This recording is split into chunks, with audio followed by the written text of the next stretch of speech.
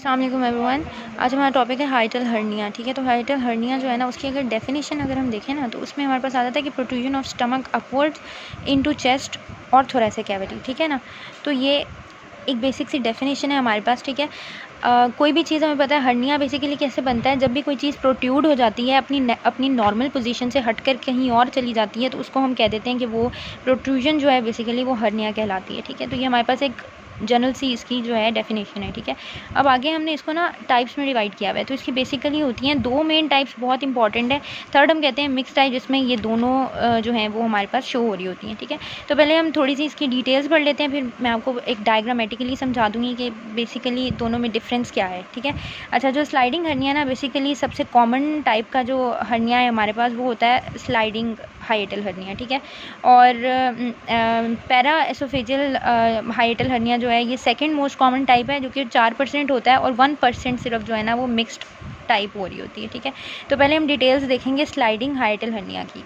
अच्छा, तो जो स्लाइडिंग हाइटल हर्निया ना, उसमें क्या होता है कि lower oesophageal sphincter slides into the thoracic cavity from the abdominal cavity, but fundus of the stomach stage below the diaphragm. ठीक है, तो हमें पता है कि डायाफ्राम, ये एक थोड़ा सा ऐसे रफ सा डायग्राम बनाया हुआ है मैंने।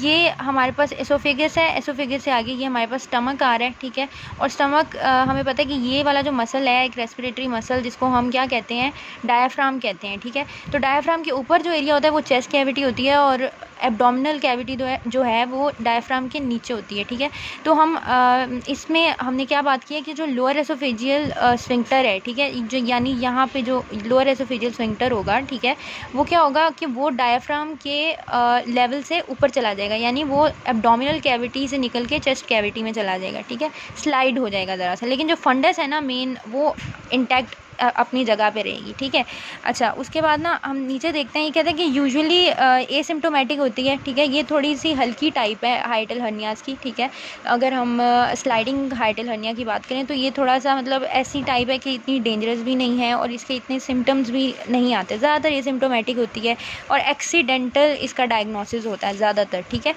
अच्छा, और सिम्टम्स अगर इसके आएँ तो वो आते भी कैसे हैं, गर्ड लाइक सिम्टम्स आते हैं। जैसे हमें पता है कि चेस्ट बर्निंग आ जाएगी, और थोड़ा सा मतलब अगर आप स्पाइसी खाना खा लें या ज़्यादा ओवर ईटिंग कर लें तो चेस्ट बर्निंग जो है उसकी कंप्लेंट के साथ पेशेंट आता है। ठीक है, डायग्नोसिस इसकी हम बेसिकली कैसे करते हैं, चेस्ट एक्सरे से करते हैं, और बेरियम स्वालो से भी हम इसके जो है डायग्नोसिस हो जाता है मोस्टली। और ट्रीटमेंट में इसकी आ जाती हैं ज़्यादातर लाइफस्टाइल मॉडिफिकेशंस और एंटासिड्स हम यूज़ करते हैं। ठीक है, जैसे कि आजकल जो बहुत कॉमन आ रही हैं एंटासिड्स, उसमें क्या आ जाती है, गैविस्कॉन आ जाती है। ठीक है, इस तरह की जो दवाइयाँ होती हैं वो बेसिकली यूज़ हो रही होती हैं इसके ट्रीटमेंट में। ठीक हो गया, अच्छा, अब ना ज़रा मैं डायग्रामेटिकली इसका बताती हूँ। ये देखें, ये हमारे पास है नॉर्मल, ठीक है, स्टमक, ये स्टमक है हमारे पास, ये डायाफ्राम है। ठीक है, और ये हमारे पास एसोफेगस है। ठीक है, अब स्लाइडिंग हाइटल हर्निया में क्या होता है कि जो हमारे पास होता है ना लोअर एसोफेजियल स्फिंक्टर जो होता है वो थोड़ा सा स्लाइड करके अपनी नॉर्मल पोजीशन से ऊपर चला जाता है, और हम उसे हर्निया क्यों कहते हैं, क्योंकि वो एब्डोमिनल कैविटी से निकल के थोरेसिक कैविटी में चला जाता है। ठीक है, लेकिन फंडस को देखें तो वो अपनी जगह पे है, ये है ना फंडस, ये अपनी जगह पे है बिल्कुल। ठीक है, ये टच से मच भी नहीं हुई। ठीक है, लेकिन जस्ट बिकॉज हमारा जो लोअर एसोफेजियल स्फिंक्टर है वो थोड़ा सा स्लाइड अप हो गया है, तो उसको हमने स्लाइडिंग हाइटल हर्निया कह दिया, और जो कि हमारे पास सबसे कॉमन फॉर्म है हाइटल हर्निया की।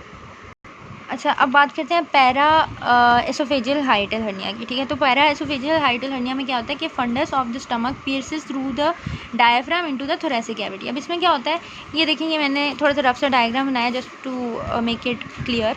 ठीक है, ये हमारा oesophageal sphincter, lower oesophageal sphincter है। ठीक है, इसमें क्या हुआ है, लोअर एसोफेजियल स्फिंक्टर को कुछ नहीं हुआ, इसमें फंडस जो है ना वो निकल के डायफ्राम के एरिया, डायफ्राम के को क्रॉस करके ऊपर चलेगी है। ठीक है, तो मतलब कि ये फंडस बेसिकली जो है वो एब्डोमिनल कैविटी से निकल के और थोरेसिक कैविटी में चला गया। अब ये जो है ना ये ज़्यादा सिम्टोमेटिक भी है, और ये हमारे लिए जो है ना थोड़ा सा प्रॉब्लम भी क्रिएट कर देती है। ठीक है, आगे देख लेते हैं। यूजुअली सिम्टोमेटिक होती है। ठीक है, चेंजेस ऑफ स्टमक वॉल्वुलस, या फिर चांसेस ऑफ स्टमक वॉल्वुलस या स्ट्रैंगुलेशन इसमें मौजूद होते हैं। ऑब्वियसली पूरा फंडस मेन बड़ा मेजर एक एरिया होता है स्टमक का, वो पूरा एरिया निकल के अगर ऊपर चला गया तो स्टमक के वॉल्वुलस, उसके के मतलब बल पड़ जाने के और स्ट्रैंगुलेशन के जो चांसेस होते हैं वो ज़्यादा होते हैं, ठीक है। सिम्टम्स इसमें क्या होते हैं, या तो गर्ड को मिमिक करेंगे, वही चेस्ट बर्निंग वगैरह, एपिगैस्ट्रिक बर्निंग, ये वो चीज़ें इस तरह की होंगी, और एपिगैस्ट्रिक पेन के साथ भी पेशेंट आएगा, ठीक है। अगर इसकी ट्रीटमेंट की बात करें ना, तो इसका ट्रीटमेंट जो है वो सिर्फ लाइफस्टाइल मॉडिफिकेशन से काम नहीं चलेगा। इसके ट्रीटमेंट में हमें सर्जरी करनी पड़ती है, ठीक है। डायग्नोसिस इसका भी एक्सीडेंटली ही होता है, और ज़्यादातर हम जो है चेस्ट एक्सरे पे करा लेते हैं या बेरियम्स वालों, वो सेम डायग्नोसिस है दोनों का। ट्रीटमेंट इसका जो है बहरहाल काफ़ी डिफरेंस है, और गोल्ड स्टैंडर्ड ट्रीटमेंट इसका जो है वो गैस्ट्रोपेक्सी है, ठीक है। तो सर्जरी है जो इसमें हम करते हैं, और उसका नाम क्या है, गैस्ट्रोपेक्सी, ठीक है।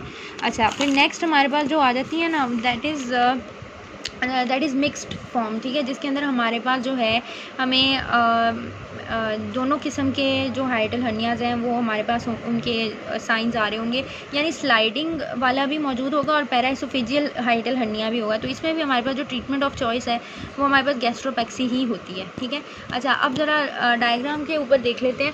तो ये हम यहाँ पे पैराइसोफेजियल अगर पैराइसोफेजियल हम हाइटल हर्निया को देखें तो यहाँ पे हमें नज़र आ रहा है कि इसमें जो है लोअर एसोफेजियल स्फिंक्टर जो है वो अपनी जगह पे है, लेकिन इसमें फंडस पूरा का पूरा जो है वो निकल के बाहर प्रोट्रूड हो गया, ठीक है। एक बड़े वाज़े किस्म का इसमें जो है हर्निएशन बनी हुई है, ठीक है। तो इसको हम पैराइसोफेजियल हाइटल हर्निया कहेंगे। Thanks for watching.